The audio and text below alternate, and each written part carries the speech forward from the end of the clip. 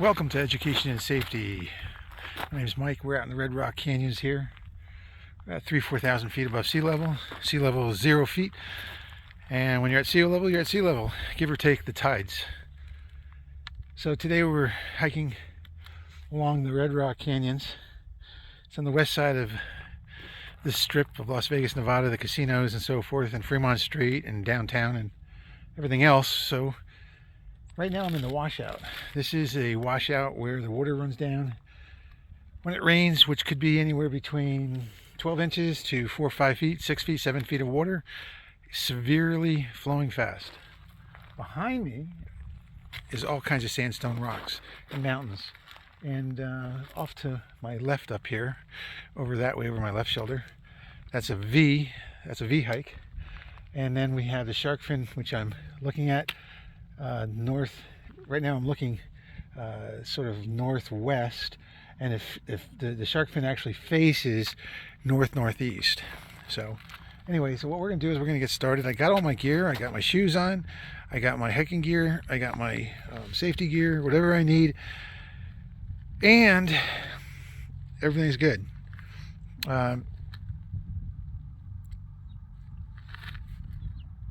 Just one little note. Took about 20 steps, and I have my New Balance shoes on. I do not have my arch supports in them, and in 20 steps without any kind of severe arch supports and stabilizing supports within your shoe, I knew right away that rocks will be okay, but sand and desert and mushy stuff is not going to be, because then you can twist and so forth. So my recommendation is to make sure that you get some great orthotics that you can put in your shoes, also built in your shoes, and make sure it's right, because it's going to make a big difference on twisting your ankles, your spine, your posture, and your weight control and your balance. So those are all the ingredients that basically make you fall if it's not right. Because once you put a backpack on, you're top heavy. Once you just stand there, your torso's top heavy. And once you're climbing up, it's easy. It's climbing down that's the difficult part. One of the areas that I'm going to is into the base of the Shark Fin Trail, and then I might go up to the base of the top of the Shark Fin Pass, and I might even adventure back towards the base of the Shark Fin Mountain, and that's like 9,000 feet. Mount Charleston is behind that, which is 12,924 feet. There's a few mountains off to the left that we haven't investigated yet to see what we can see when we go up there. Never know, we might make a change of path and a trail at the time. So I hope you enjoy the trip. This is going to be pretty exciting. I'm pretty much prepared. The only thing is I wish I had my orthotics, and that's it. And couldn't find them, and I'm just couldn't find them. So we'll just leave it at that. All right, let's keep going.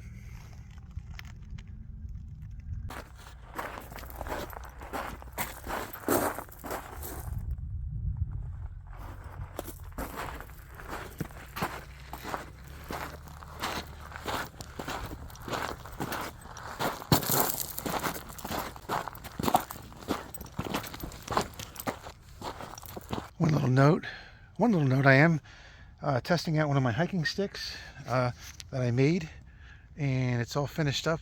I didn't glue on the rubber bumper. Right now I have it sort of sandwiched in between, using some cardboard. I have an extra one if I lose it. If I decide that's good, that's good. I brought some leather strapping. Didn't drill a hole in this yet. I might just do a leather strapping here and tie it on. No holes at all, but we'll see. Looks like we got some wildlife. Just saw some birds behind me, interested in what I'm doing, and since I didn't talk to them, they just flew away.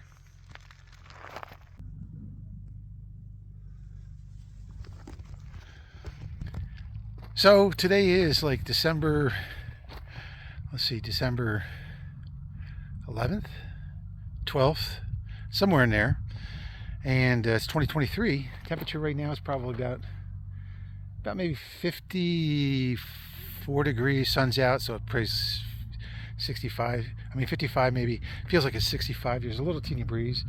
Top of these mountains, it gets really, really breezy. I got a long sleeve shirt. I'm going to go for 10 minutes. It's about 11 o'clock a.m. Got a late start this morning. Out last night at the rodeo over at the South Point. Free to go in, free parking. Everything's really cool.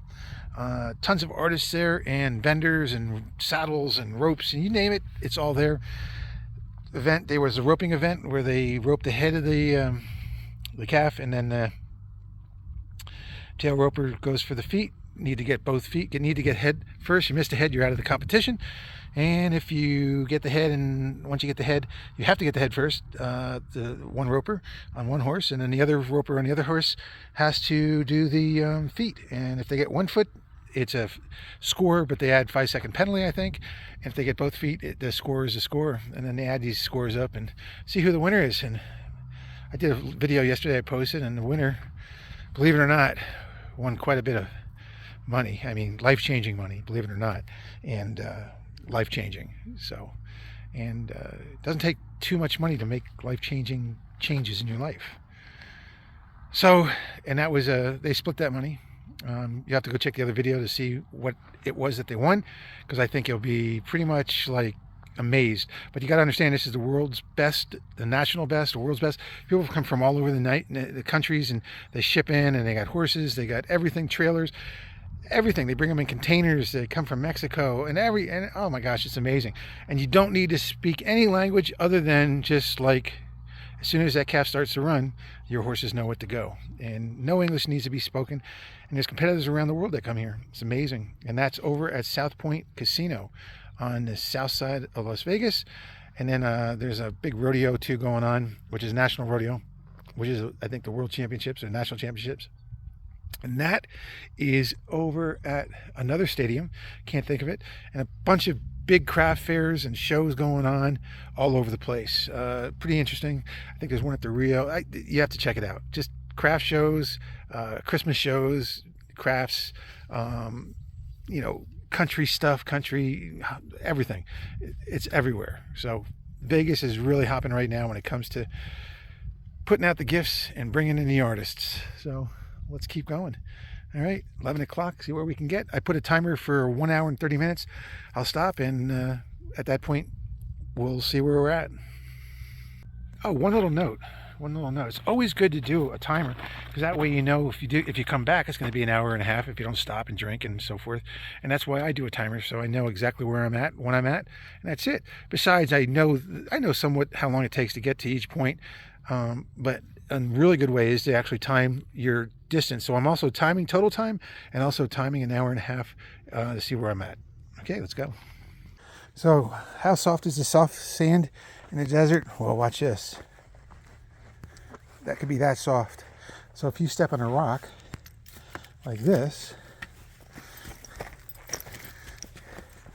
it's in the sand, just like this, it just moves.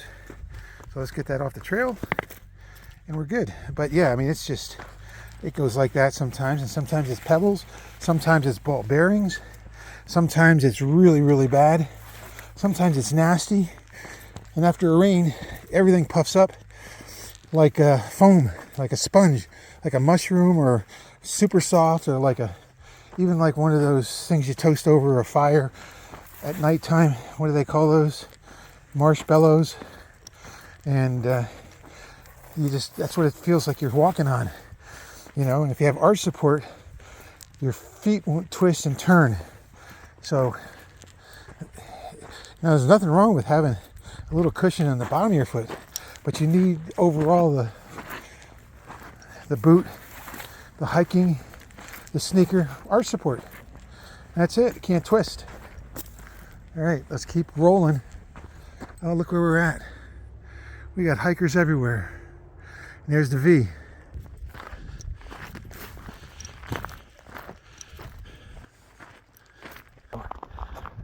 Okay, we're coming to a spot which I'm not aware of the history of the spot, but I'm going to have to say that this spot where I'm at, underneath that wall right there, we used to have a tribe in here, most likely put fire against the wall, or even put fire in front of the wall, about 40 feet in front, and then the shadows danced on the wall. And the reason I think that's true, because down below there's a little black spot. And there's a chance that most of it's worn away, but there's a chance that there was drawings in here, not engraved, but sort of, how can I put it, not permanently put. So over time it washed away. But I think they put a fire there, and then they have the reflection go on the walls. And this right here where we're standing is a flat area.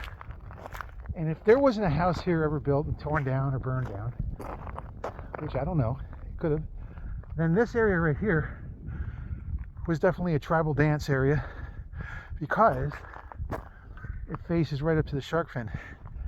And the tribal people here, if you go out and about, you're going to see a lot of different marks if you really look. Point to the shark fin, and it's amazing. And this is like, you know, this could be like 1,000, 5,000, 10,000, 20,000 years ago. They're pointing to that shark fin for a reason. And people call it all kinds of names. This whole thing was underwater. I'm calling it a shark fin because to climb that thing is treacherous. Some people call it a snail, some people call it a turtle. Geez, all I know is that to climb up to that is serious business. And there are turtles and desert tortoises that live here down below, for sure. But before this was all underwater, fish lived here and sharks and everybody else. So this area right here was a tribal area. That's my guess, right here.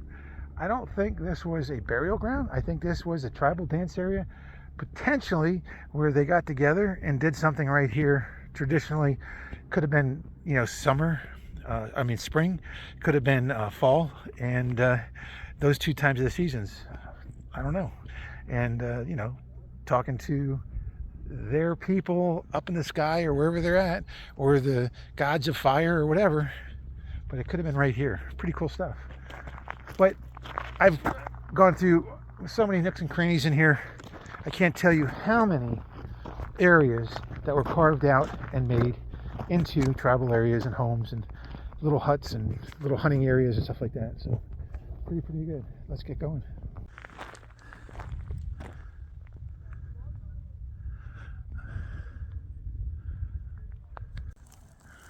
So you can see the reflection of water down there, right there. And this whole area is green. So I can't tell you how many times that's over knee-high grass.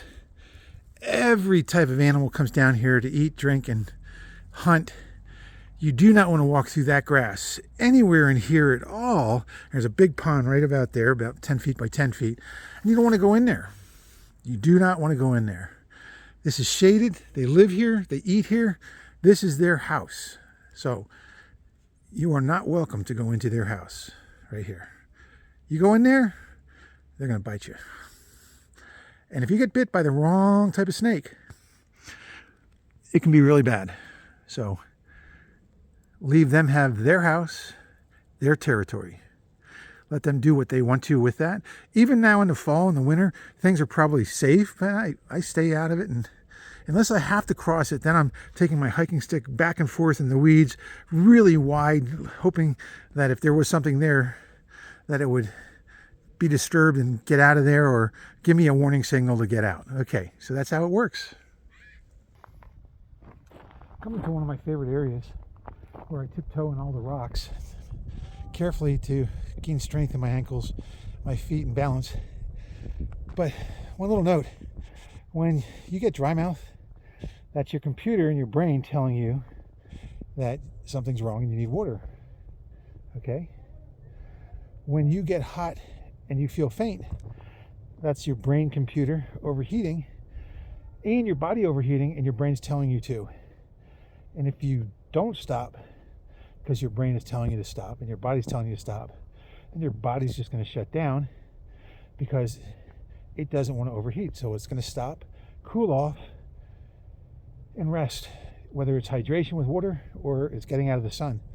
It's so vital. And the differences between one area in the sun and one area not could be 30 degrees. And then if you put water on the person with a wet towel, if you take a wet towel, And I usually hike with a wet towel. Not wet right now, but let me just show you. So I hike with a towel, like so. Whatever. This one happens to be a, I don't know what you want to call that color, like a greenish, light green. And I keep that in my back pocket so that if I want to wet it and wet my shoulders or my face or whatever, and then the airflow going over it will cool me down. So those are really, really key important things that you should know, is that a wet towel wiping your body will absolutely refresh you and can revive you really quick back. Okay, so let's keep rolling and check stuff out. All right, so here we go. So I already lost my rubber tip, and I always put, believe it or not, here's my rocks that I like to balance on. And when you do this with arch supports, what a difference you will feel. Arch support and even some support towards the ball of your feet is amazing. And just got to watch out which ones you step on, because some are slippery, and you can stay on the balls of your feet on the ones that are solid. And you wonder why those puck marks are there. I wonder too. But if it's been sitting there for a long, long time and the rain keeps hitting it, it'll keep on eroding and making these puck marks.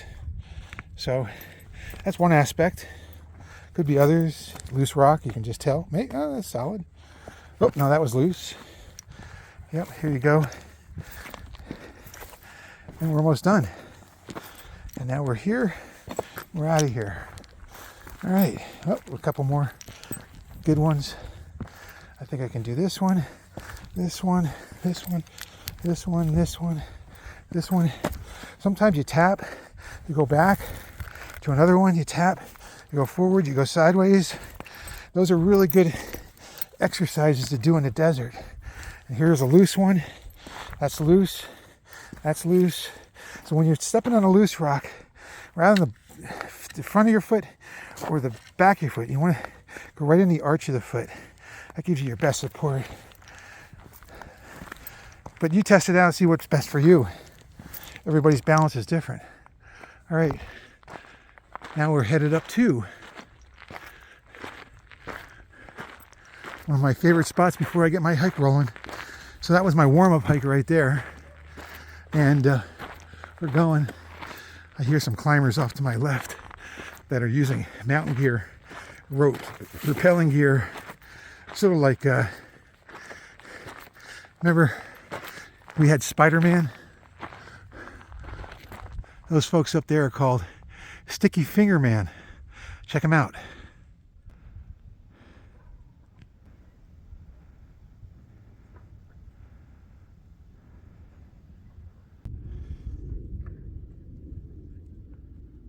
So I wanted to mention is one of the best ways is to top rope these things. That makes it super safe, and then you'll never have anything. You can double top rope it, and you can also rope it at the same time. So you could triple rope it if you really wanted to be super safe. And top roping is great because you have a rope that goes all the way from the top of the mountain all the way down to the bottom, and on your way up you're locked in and pretty much good to go. All you have to do is just lock it up top, make sure it's secure, and about 3 different points. Some people do 1. I think it should be locked into 3 different drilled points to be the best. That's just my opinion, and I'm not even a rock climber, but I would do that to be super safe. And that's it. Rock gyms are great because you can clip onto and use your carabiners and go onto a electronic system that as soon as you fall, it catches you. Can it fail? Yeah, I guess it could. But if it's well taken care of, it catches you and it just lowers you down to the ground. You can actually get one of those. And if you just if you had it hooked up to one of your local rock climbs, you can actually get one of those too. And it's not electric. What it is, it's like a spring action where as soon as you put weight on it, it just keeps on letting slack out real slow until you're to the bottom. There you go. Flowers in the desert. Flowers in the desert. Flowers in the desert.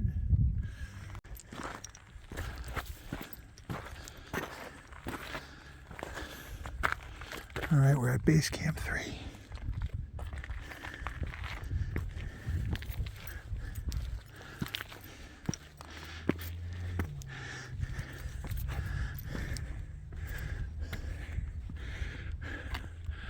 Here's the shark fin trail pass. That's where we're headed. We just went past Balancing Rock just now, and now we're going up this way. If I remember, I'll stop by and show you the chief tribal seat where they hunted from. It'll be great for you to see. It's a lookout for this whole valley. Check it out. If I remember to stop. All right, so we're about 33 minutes into our hike, and pretty interesting information. And let me see if I can find this location. Man, the desert is so green. It's amazing. Got to watch every step you take and stay on the path, or stay on this little fox pass or coyote pass. And I try to walk on the big rocks and stuff like that on my toes, the balls of my feet. So, and these things are really cool, but you got to be, these are really dangerous. This stuff right here, those things right behind me, those when dried out can be weapons. Those are weapons. They're so stiff. All right, let's see if we can find this. I think it's right over here. Maybe it's not. Let's check it out. All right, so with all the rain we had, this whole area has changed drastically, but it's really lush and green in here. It looks like there's a lot of boulders and small little rocks that came down, and I can, like, you know, little areas like this behind me, all these little boulders that are I'm pointing to, the water ran down right through that area right here. This is really tough to walk on, and it just stacked up all these rocks. One big one started, and then the little one stacked, and this will stack up, and then the water will run around on both sides, and some little rocks will fill in, and then this might break loose and then go down farther. So I'm not sure where this is at. I thought it was around here somewhere. I'll keep looking for it. I found it a bunch of times. It's just so hard to find. Now, like an area like this, that is all carved out, and a tribe family would live right in here, and it would block the wind potentially coming from the west, northwest, and you could have a fire and shelter from rain, and you could live there all winter long in a heartbeat. The sun, stay out of the sun. It's amazing right there.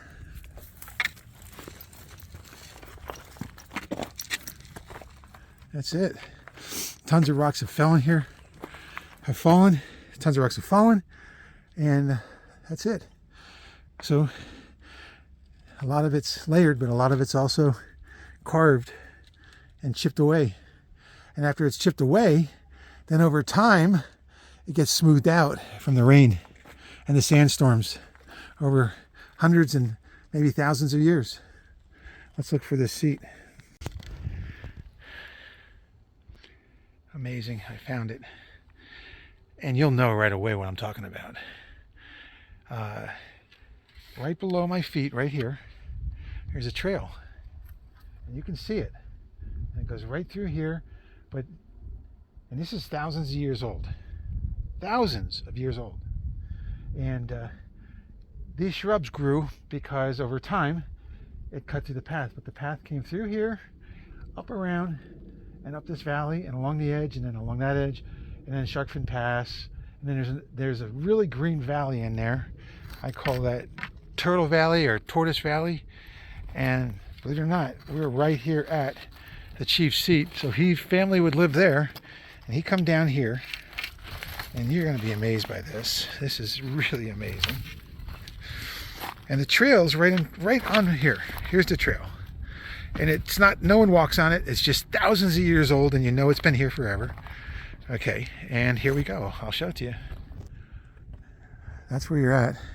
You're walking along this trail, and all of a sudden, you come to this seat. this was carved out. This is a seat. And over time, that was the back of the seat. They'd sit here, and this was room for 2 people. Okay, and they would sit here when the sun come up. Now the sun's coming up, and it's hitting this stone, which means they're facing east, which means anything that walks along this trail, deers, mountain lions, pheasants, fox, coyotes, roadrunners, you name it, anything below them, the sun is in the animal's eyes. Okay, because if they look down the slope, the sun's in their eyes from coming up over the horizon. If they look up this way, all they see is shadows.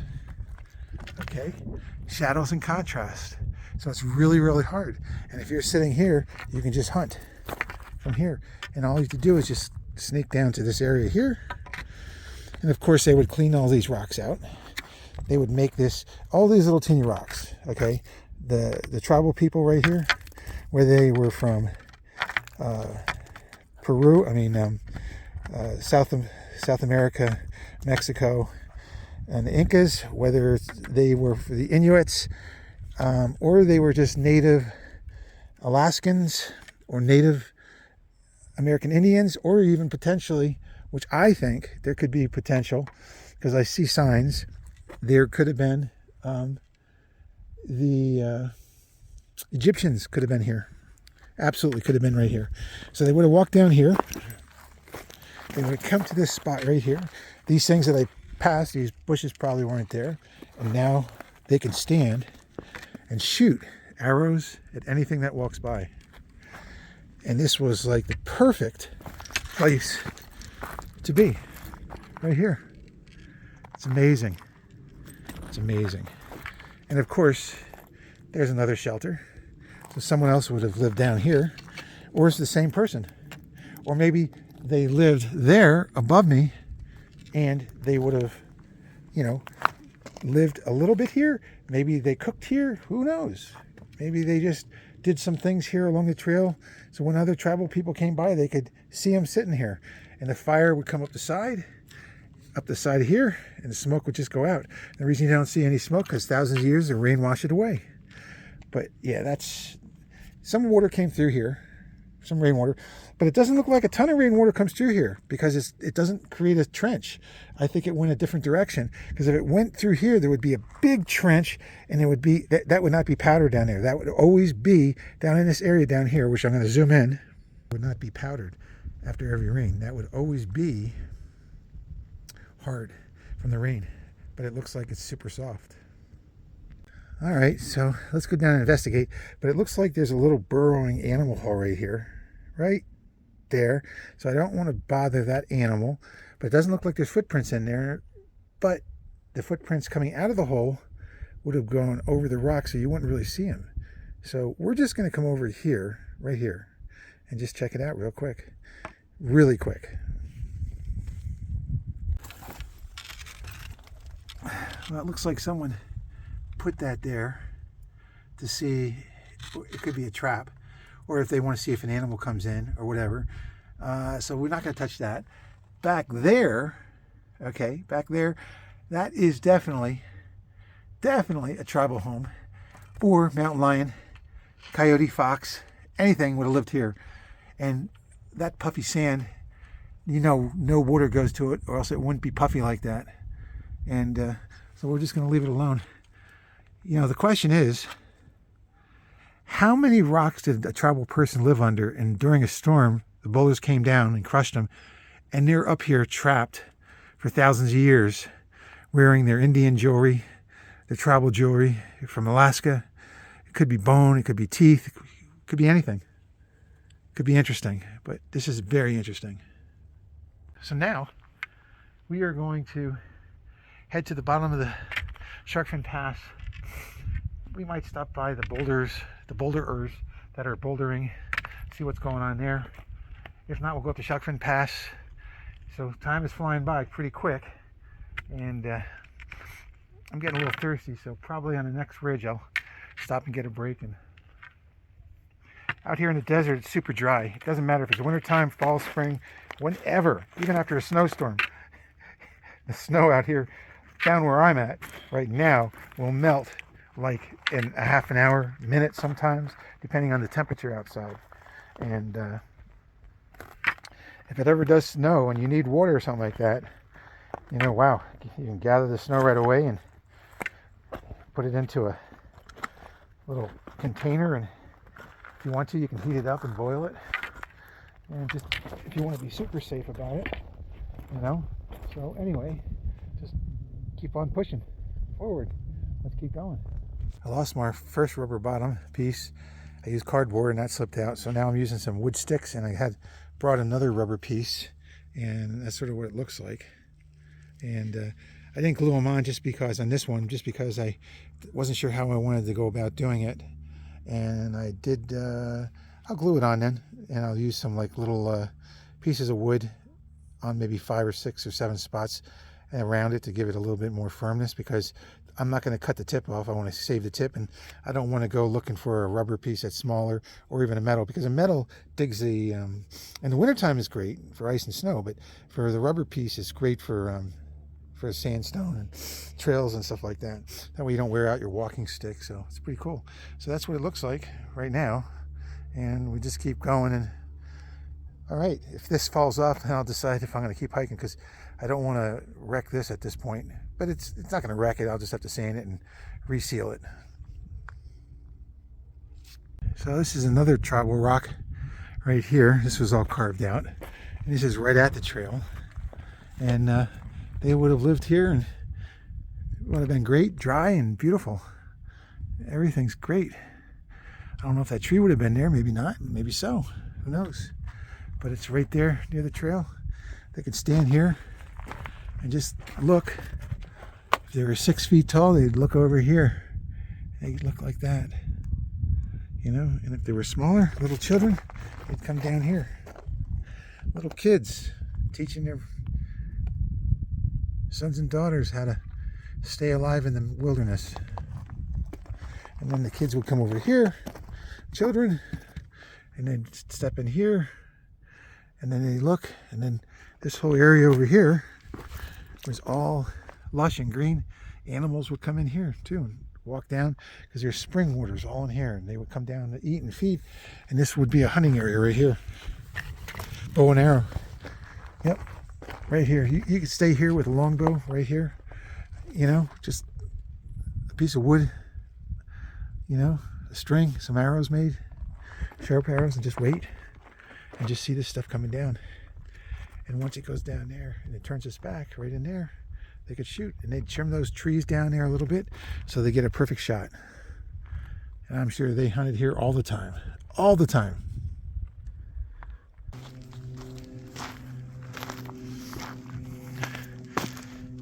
One of the things I want to mention is when you don't have arch support, feet support in your shoes,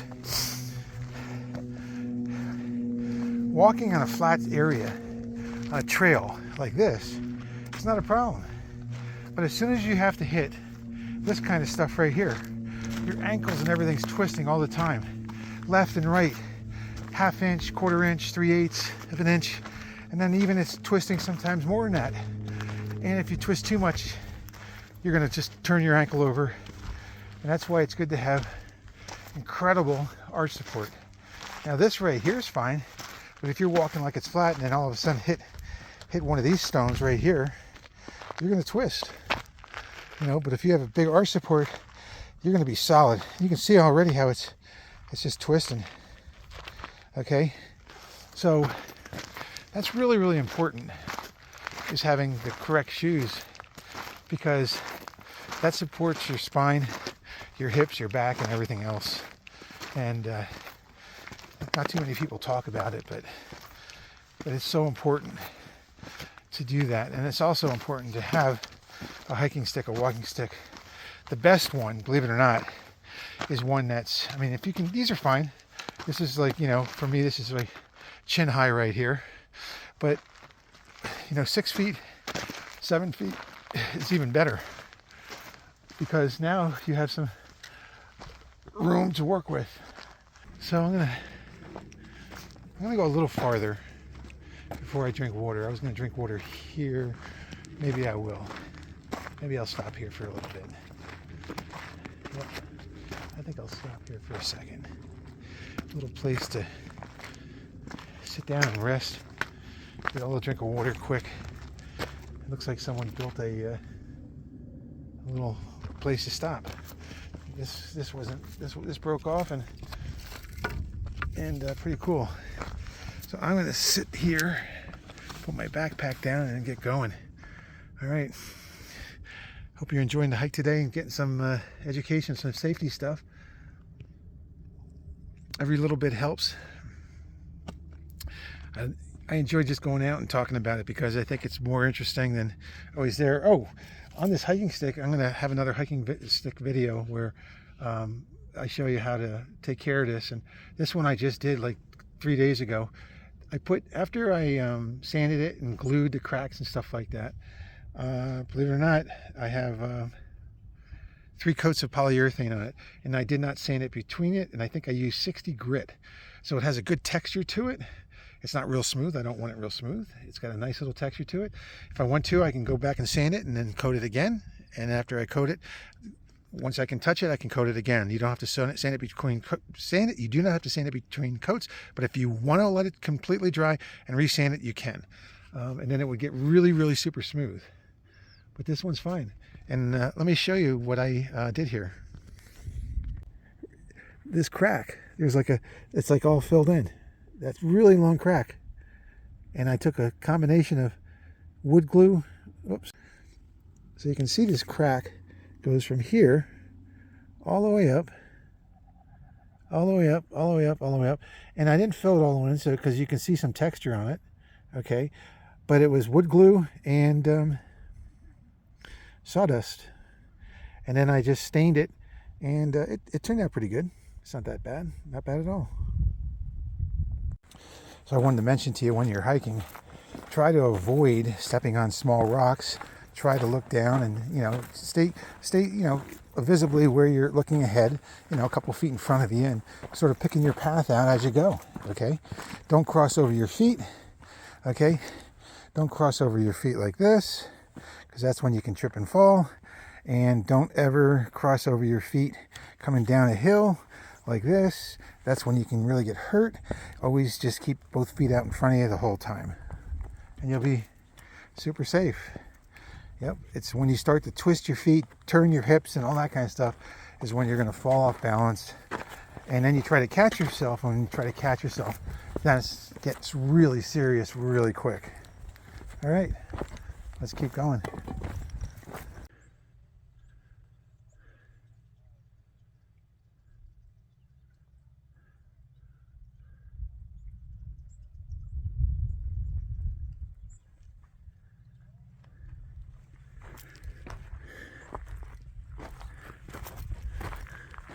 Spring water. Coming from springs.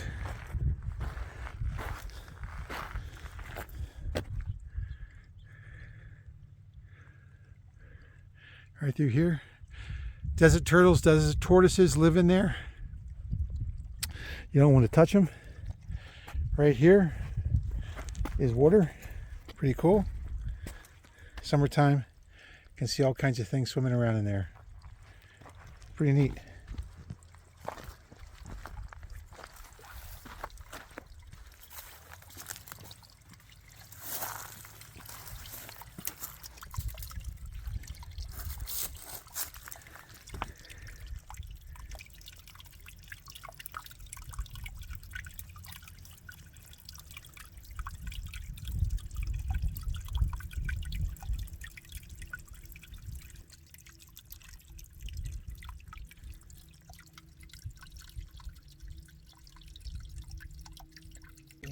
All right, time is flying since we're doing so much content and video filming and everything. So what we're going to do is we're going to go from here. We were at the Balancing Rock is Base Camp 3. Now we're going to go to Base Camp 4, which is just below Shark Fin Pass Trail. And we're going to Base Camp 5, possibly to the top of Shark Fin Trail 5. Then we might even go onwards, not sure. We'll look at determination if we're going to go to the bottom, Base Camp 6, of basically that's at the bottom of the shark fin mountain right there. And then you have to make a decision which way you want to go and so forth. And we might explore it, we might not. Who knows? I'm not sure. We'll take one day at a time, one moment at a time, one step at a time, 1 second at a time, 1 minute, 1 hour, whatever. But we're just going to take our time. Patience, patience. It's about patience. You know, patience. That's what it's all about, you know.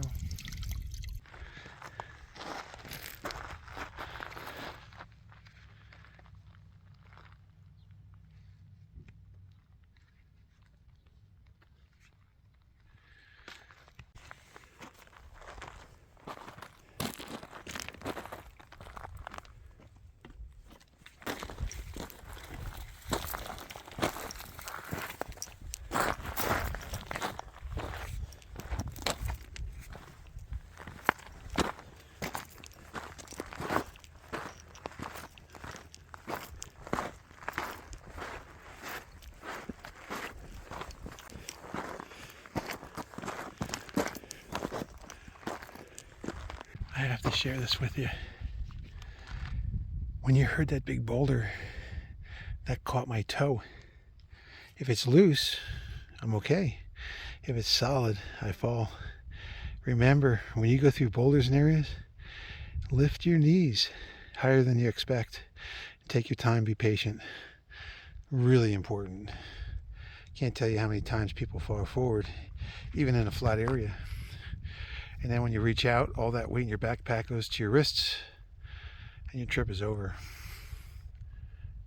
Not your trip and fall, but your adventure and journey that day is over. Okay, we got an hour and a half, and we're just probably about maybe 8 minutes away from the base of the shark fin trail.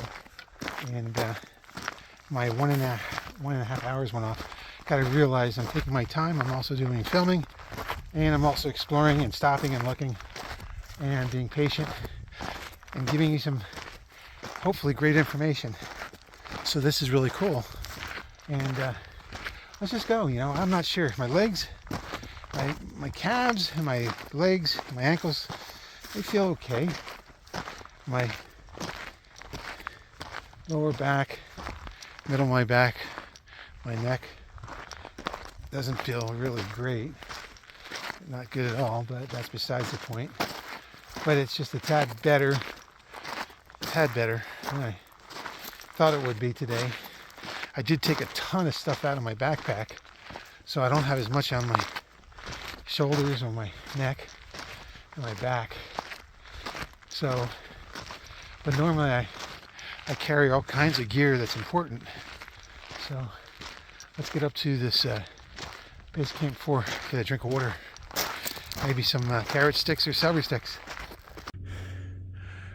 So that's Boulder Field, and it's basically just towards the base of the trail that goes to the right, Shark Fin Mountain or Shark Fin Mountain Pass. This trail's flat, and up here it gets to rocky and terrain. It looks like ball bearings, and it changes every rainstorm. This mountain right here, I call it the peak. Never been to the top of it, but you can climb up the side here and up to the peak. What you can see from the peak, I'm not sure if you can see Mount Charleston, but I'm assuming you could. But we're going to go up to the top of the shark fin around this corner. About 35 minutes from here after I get a drink. Going up here to the base camp 4, sit down, have a drink, some food. All right, base camp 4, here we are, right here. And let's take a little break. Take the backpack off. And carrot sticks and celery. So at this point right now, we are getting about maybe a 5 mile an hour breeze. And if you look down the trail, you'll see tons of boulders, and people come in here bouldering all the time. There are people that actually climb up the trail behind me, which is Shark Fin Pass, and they go up another way. And as you can see, I've got a little cut, but it's already starting to heal up. Must have brushed into everything is sharp, from stones to rocks to cacti to shrubbery. Everything has a thorn. So, and you can see the winds already blowing. And I'm just chilling out here for a second, get some carrot sticks and celery sticks. Decide if I'm going to go up to the top. Let me show you the let me show you the boulder field. Pretty cool.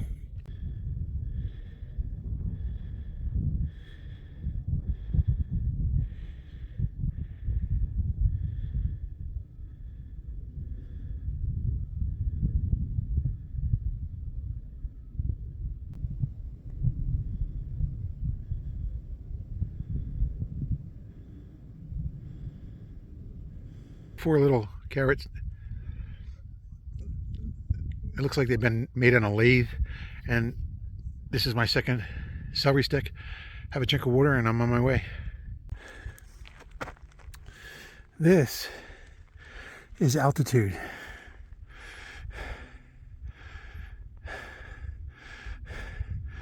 This is longitude, latitude.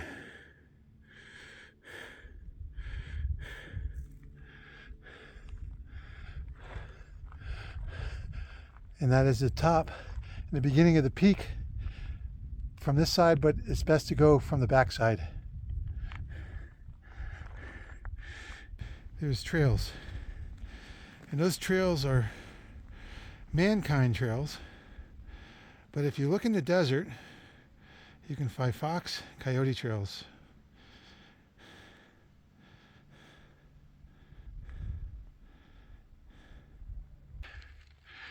When you hike and walk and climb, the cold air keeps the dust down, and also don't have an attitude, because you got to be so careful out here. One trip and fall and it's not good. So it's about patience and taking your time. Let's go to the top.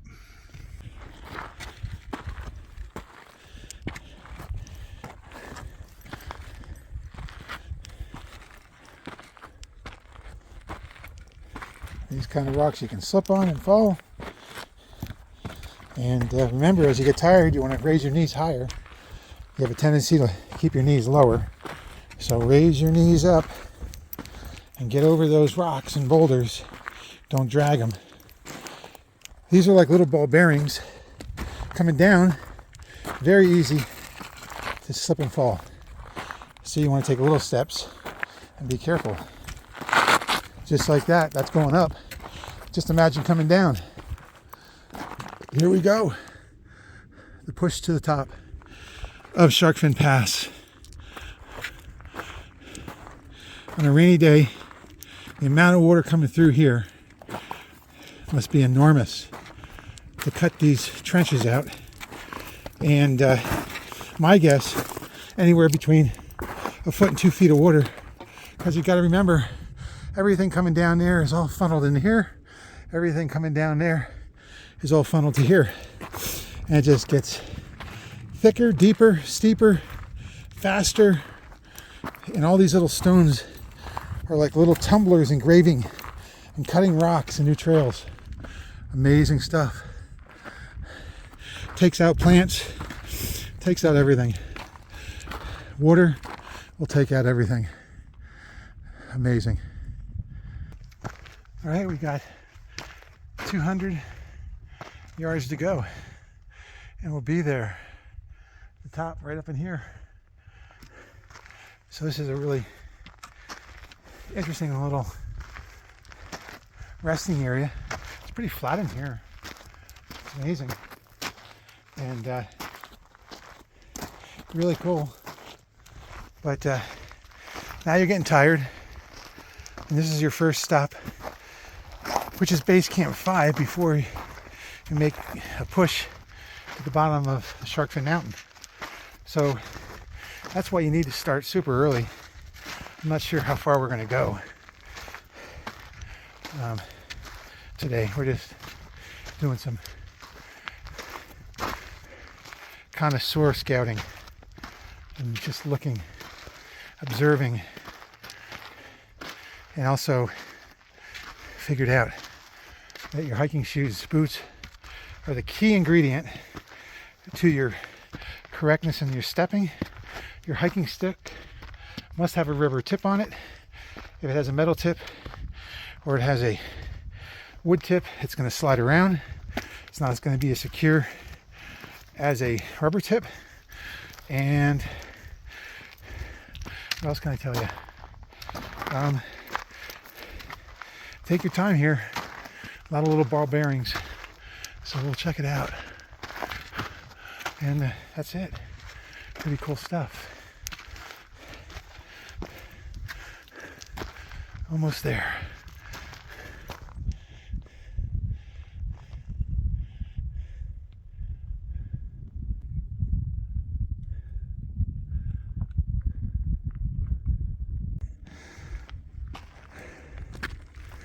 All right, we're getting there.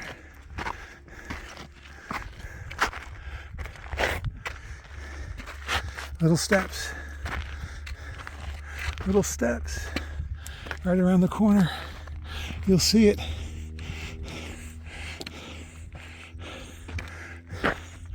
And there it is. The magnificent. The interesting.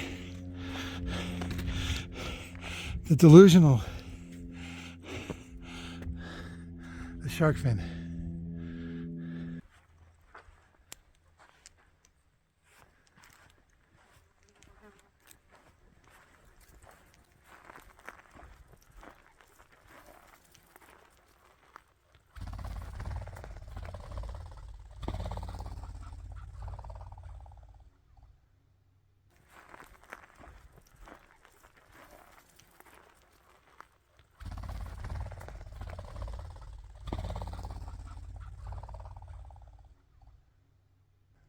That was the coolest thing.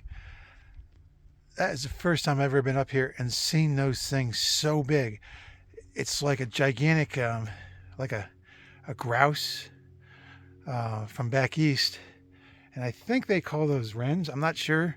We'll find out what those names are, and then maybe we'll can get a correct spelling and name on that. And I'll put it on the video. But I'm glad they stuck there when I came around this bush, because they saw me and then went over here. And the sand that I walked through, they couldn't hear me. And when I was here, I was already filming and I got them. So that was pretty cool. So check this out. So we got the shark fin behind me, and the base of shark fin's down there. So we're just going to come over here and get some celery sticks, some carrots, some water, and that's it. See what time it is.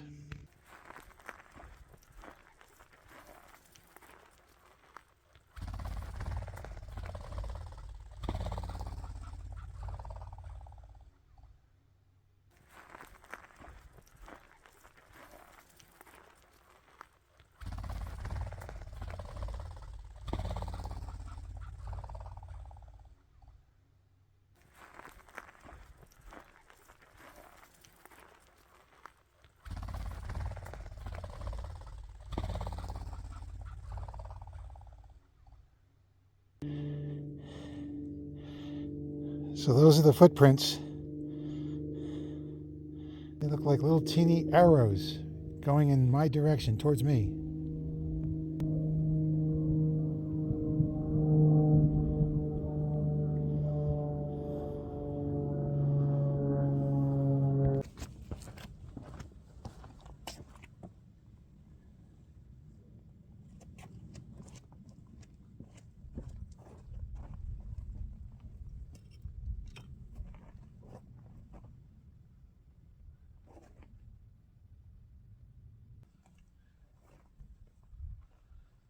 Hope you're enjoying the hike today.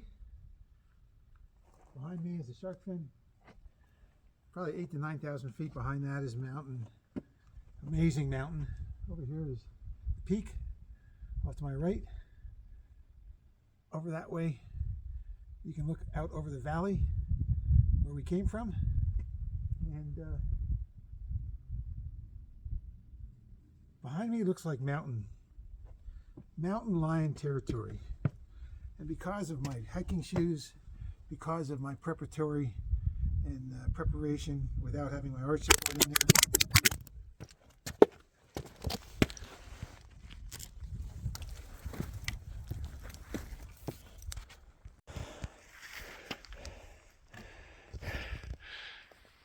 So that was a message to say, don't go.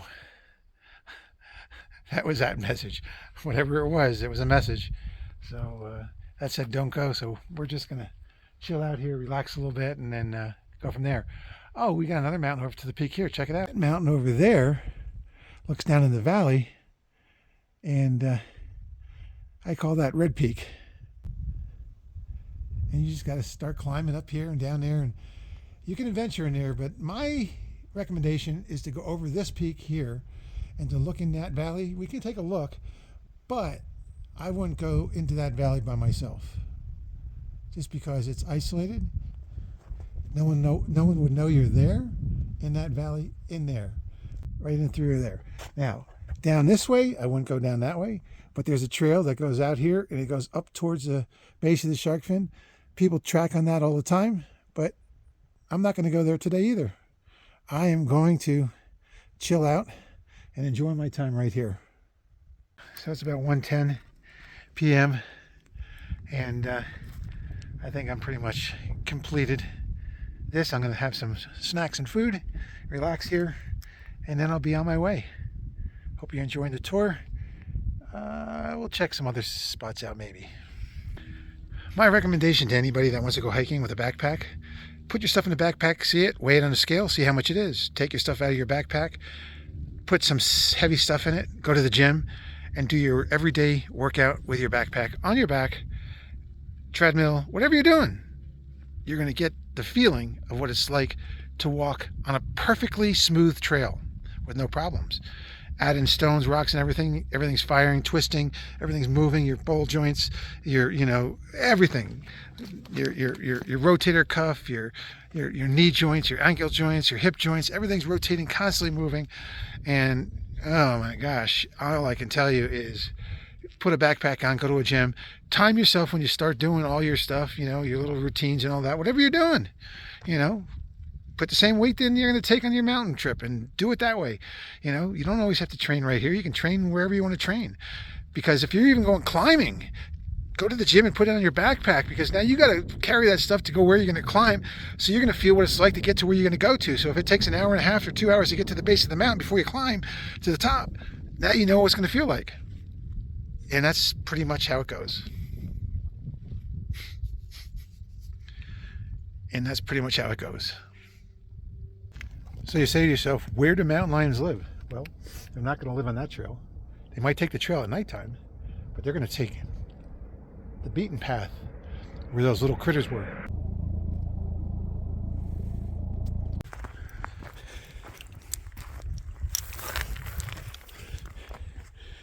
So when you get to the top of the Shark Fin Pass,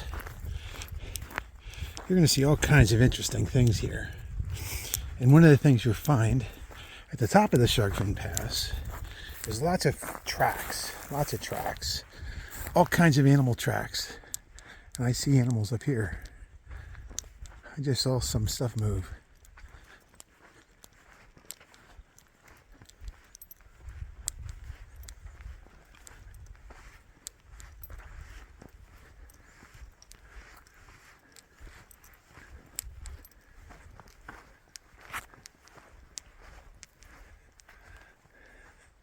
This is the pine tree. The pine tree by itself. One pine tree. Whether there's other pine trees growing, who knows, but maybe it'll have more pine trees. Looks like some branches are dying off there. Probably would a little dry in this area, but it gets some water. There's some shade. All right. Okay, we are going to skedaddle. Shark fins behind me. Hope you enjoyed your trip today. We're going back down and we'll see what else we can find. Maybe you see a tortoise or a turtle or some kind of jackrabbit or desert rabbit, 2, 3, 4 feet tall. Ears are like 2 feet tall. It's amazing stuff. Let's go check it out.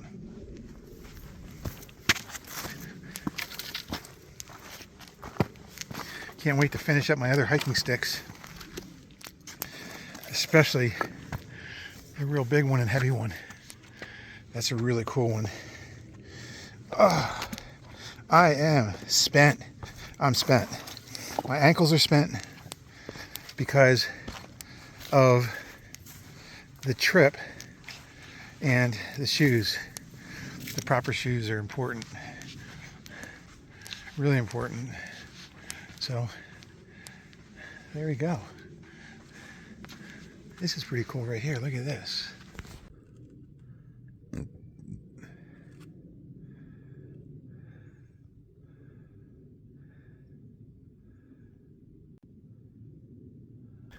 Another big tip.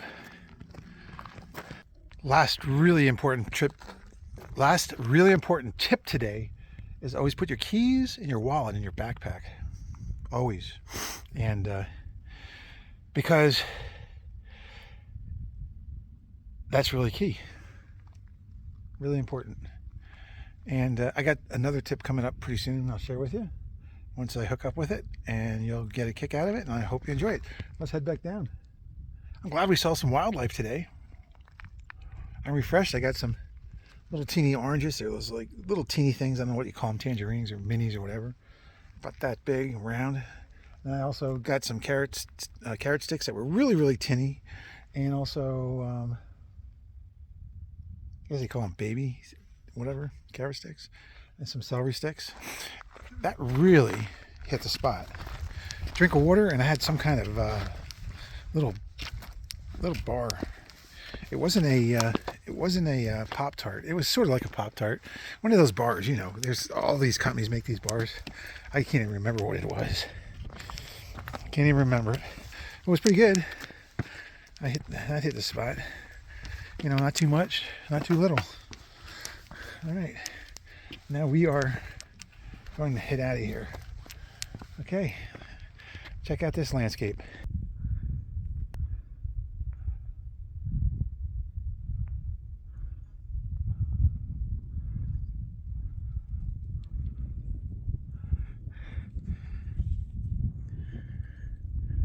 And that's the pine tree right down there. There you go. So it's 2 p.m. You know what time we started at. So you do the math. So let's just say we started at 10 or 10:30 or 11. 11, 12, 1, 2, 3 hours. We started at 10, 4 hours. We're headed back down. It's going to take another hour. I always take my time going back down, because going back down, you're leaning back, which means you're basically falling backwards. And then your feet, so your weight is pulling you back. Your feet want to go forwards, and that's how you can fall. And if you try to catch yourself going forwards, you're going to get more momentum. Eventually you're going to trip. Now you're going to fall at a high speed rate. Now you're going to put your arms out. You're going to break your wrists. You're going to break probably your forearms, your elbows, maybe rip your rotator cuff. So there's just a million things that can happen really, really quick. You know, it's a saying, a million things, but that's what happens. So we're just going to keep on going here and keep rolling along, and take one step at a time, and really take a look at every step I take. That's really important.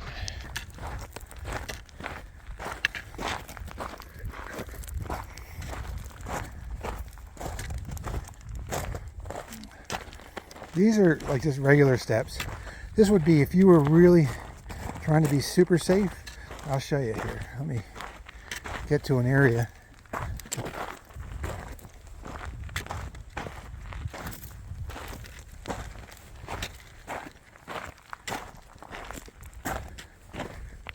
So right here, little steps. And then you can go back to your regular steps again. And then little steps. And then little steps coming down this. Without a walking stick, I'll take my walking stick away. And I'm going to be really super careful.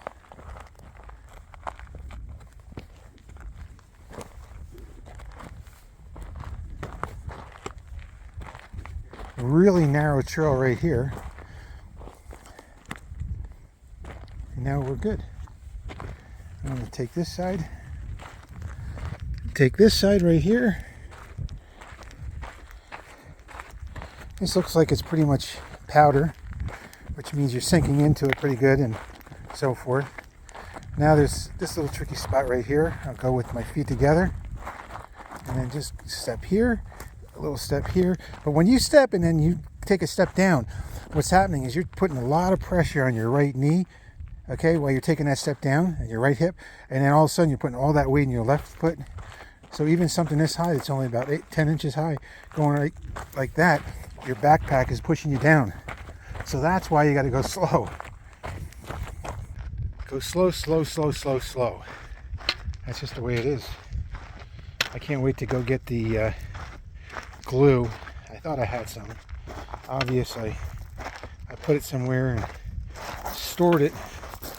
Here's a bunch of ball bearings I'm stepping in. This is where my walking stick comes really in handy because I'm sliding the whole time. So that's what it is, just like that. All right, so we're going to keep on going. When I see someone coming up the trail, I always give them room. All right, so we are down at the bottom, but I came up over to the, I call this the baby shark fin right here. And behind me is Shark Fin Passing Trail that takes you up. And behind me here is another travel area, which is really interesting.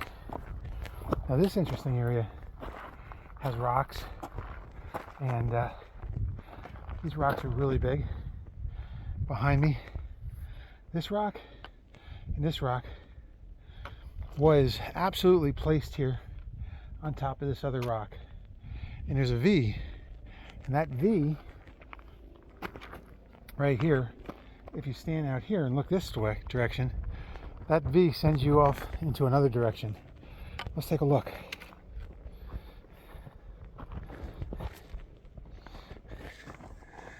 I wouldn't stand on it. It looks like it's cracked. Here's the V, and it's pointing in that direction through the valley. To the other side of the southern Las Vegas, there's a peak over there. It's pointing to that peak. Interesting.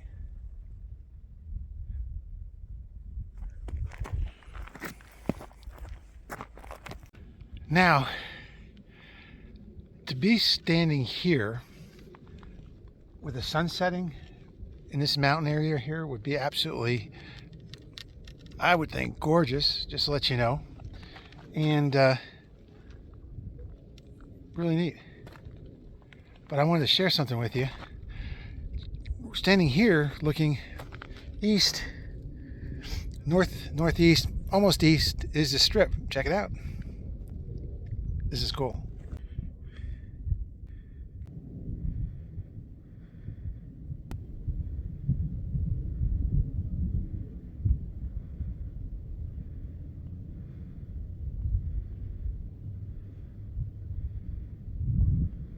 Standing here, so we're standing here on the baby shark fin.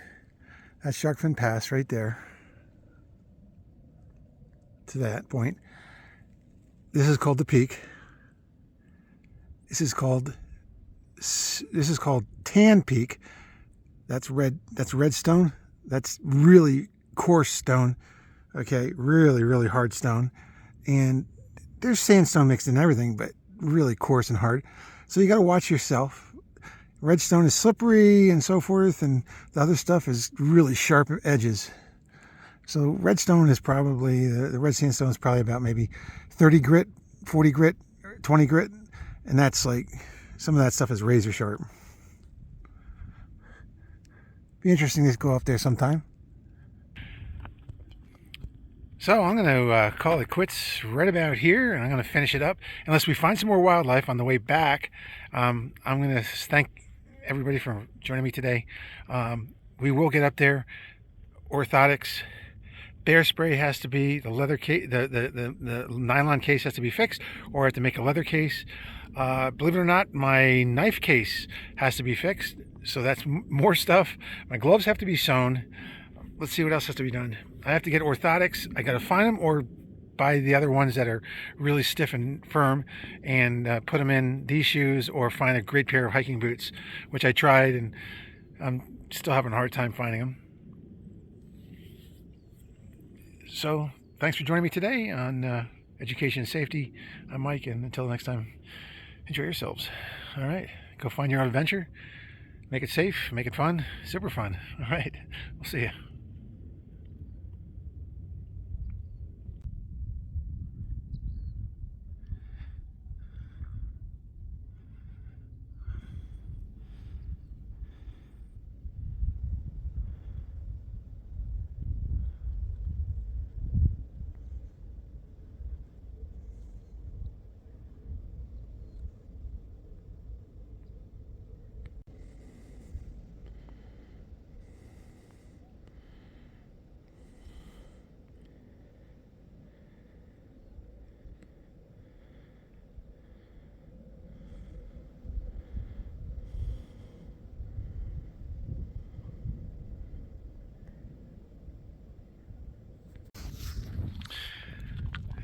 Just wanted to share one little note with you. Back east in the ski resorts, if you heard a helicopter, it meant almost 100%, 99.999%. Major accident. Femur sticking out of the side of someone, head trauma, needs to get to the hospital as fast as possible. Trips cost $700 to $1,200, and it's life-saving, especially if it hits an artery or there's a really big problem to get stabilized. When you're up here in the mountains here and you hear any kind of helicopters and it's hovering or just in one location, same thing. They're not just picking up someone that potentially got tired. If they did, it's extremely costly. The fee to pick someone up, if they have to be brought back down because they can't come back down, I think there's a major fee.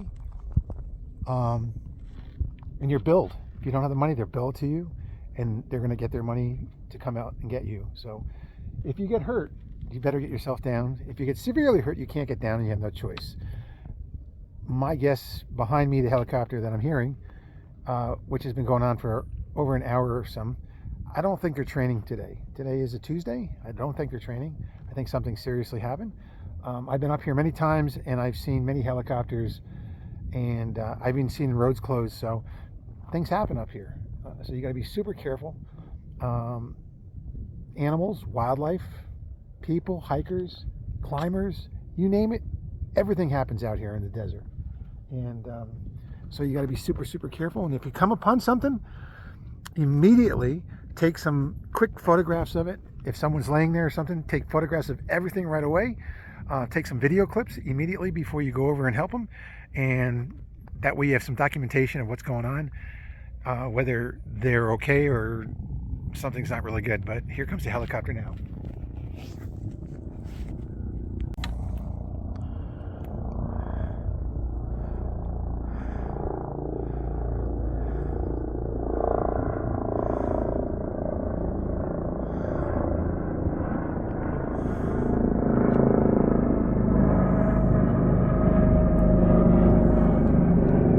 Climbing to the shark fin can be severely dangerous. Severely.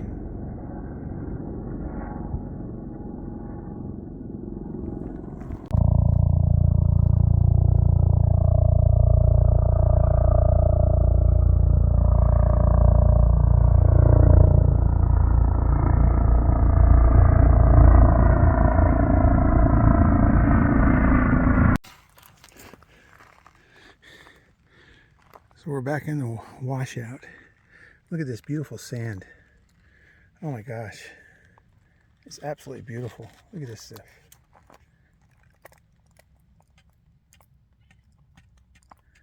This is like grog. You mix this in with clay and it gives a great structure. Look at that. Oh, it's gorgeous. If I can find some clay, I'd try it sometime.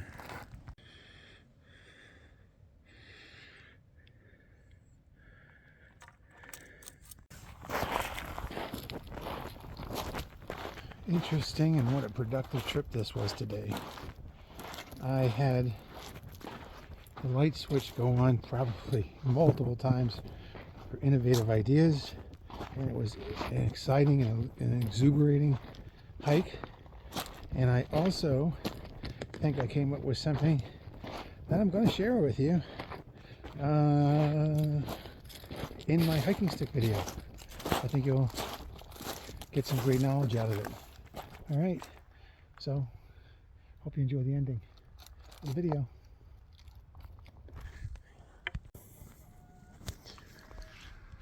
So what we got was about 15 minutes shy of 5 hours from start to finish with everything that went on today.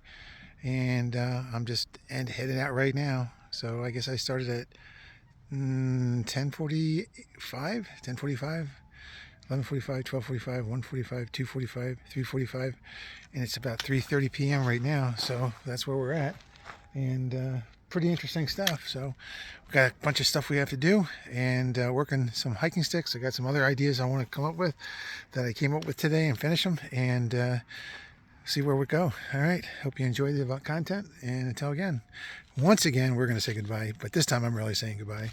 Hope you enjoyed the journey and adventure. We'll see you.